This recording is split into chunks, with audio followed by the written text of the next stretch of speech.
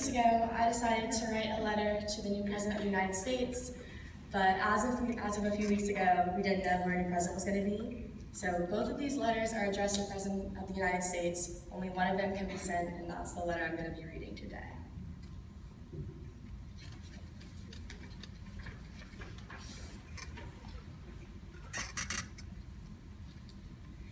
Dear Donald Trump, I have to admit, I did not vote for you. In fact, I was and will continue to be one of your biggest critics. Your lewd comments about women and derogatory remarks aimed at minorities alienated me in a way I never thought was possible. It still bewilders me how someone who got so many things wrong could earn the support of half this great nation.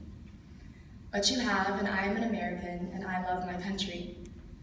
You have campaigned with a sense of doom and division, but it is my hope that you will now find a way to lead our great nation in a more positive direction. The more I analyze your campaign in my head, the more I learn about your supporters, the more I begin to comprehend exactly why you have inspired nearly half of the electorate. They believe that you, Donald Trump, are a modern-day Andrew Jackson, a man of the people, a leader for the working class. Despite your arsenal of misinformation and dramatic spectacle, your fan base never wavered. And I can't help but think that maybe, just maybe, you are a breath of fresh air for the country and for those who think the United States has lost its standing in the free world. We haven't seen anything like your populist political movement for over a century, and frankly, we've never really had a candidate like you. But Americans have long said they desire change, and you, Mr. Trump, certainly represent change. One evening last April, as I was helping my mom with dinner, my dad came home from work and we watched CNN together in the kitchen. I began a typical rant about you, and my dad fell silent. When I was finished, he calmly said to me, "You know what, Karen?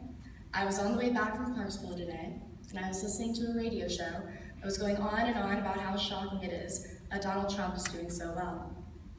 And they were taking callers, and this one guy called in and said, 'Hey, I know that Trump has said a lot of crazy things, and I don't agree with a lot of what he said, but my grandfather was a coal miner and it killed him.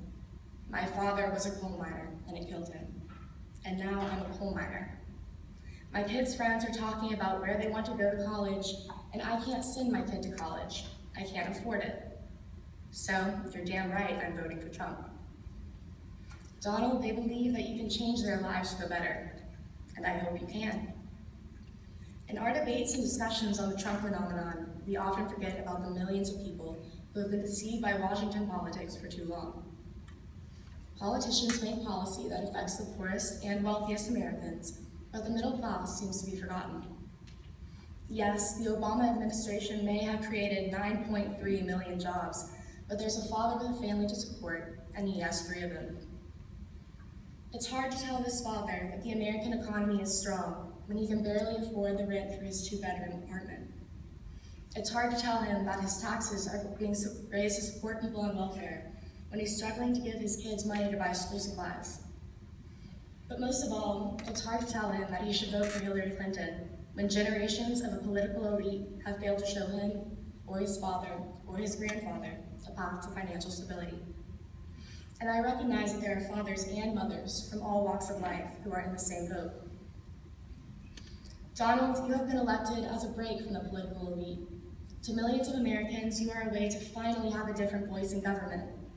No, I may not have voted for you, but I will still support you because I want our country to succeed. It is now your job to pick up the pieces of a divided nation and put them back together in a way that was much, much stronger than before. President George H.W. Bush wrote a letter to Bill Clinton in 1993 after Clinton had beaten Bush, the incumbent president seeking a second term. It was a harsh and negative campaign, but Bush's letter reflects the goodness of Americans and the strength of our democracy. He said, quote, "You will be our president when you read this note. I wish you well. I wish your family well. Your success now is our country's success. I am rooting hard for you. Good luck," end quote. I say the same thing to you, Mr. Trump. Your success now is our country's success. I am rooting hard for you. Good luck. But your victory also serves as a wake-up call. As our nation stands here on the edge of democracy, Let us yell out in one voice, reaffirming our pledge to freedom, to justice, to equality, to all the corners of the world. For the first time, you will now have to answer to someone other than yourself. You are now a public servant. You are our public servant. As the curtain closes on Barack Obama's presidency, as citizens, we must rise to the task, because we are ultimately Donald Trump's boss. While the president may change every few years, one thing remains the bedrock of our nation's founding: the right of the American public to control the course of history, not only for this country, but for the world. We have the right to hold our elected officials accountable, and that will never change. We have the right to voice our yearning for progress, and that will never change. So, Mr. Trump, as you prepare to take the White House, remember that the voters are the conscience of this country. Let's get to work. Sincerely, Karin Scott.